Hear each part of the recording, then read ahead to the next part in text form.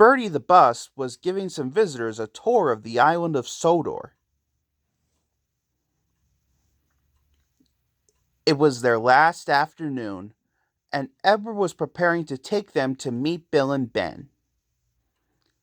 He found it hard to start the heavy train. Asked Henry. Remarked James. Grunted Gordon. Burst out Duck. Said Boko. Said Edward as he finally puffed out of the station. Bill and Ben were delighted to meet the visitors. They loved being photographed. Later, they took the party to the China Clay Works in a brake van special.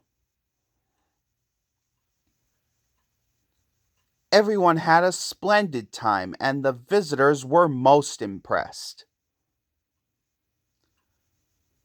Then Edward took the visitors home. On the way, the weather changed. Wind and rain buffeted Edward.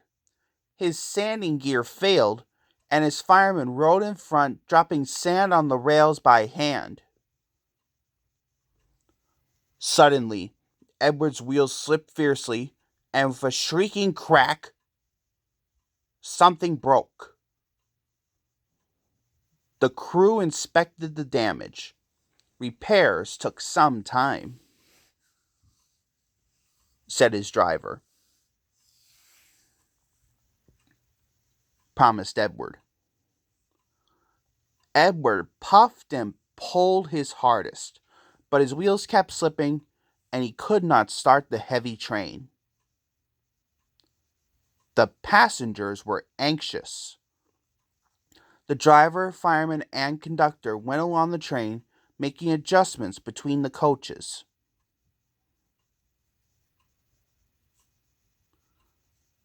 Said Edward. He puffed and moved cautiously forward. The first coach moving helped to start the second, and the second helped the third. Puffed Edward.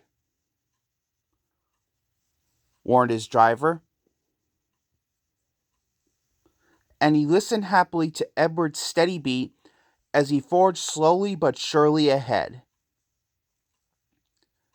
At last, battered, weary, but unbeaten, Edward steamed in. Henry was waiting for the visitors with the special train. Sir Topham Hatt angrily pointed to the clock, but excited passengers cheered and thanked Edward, his driver, and fireman. Duck and Boko saw to it that Edward was left in peace.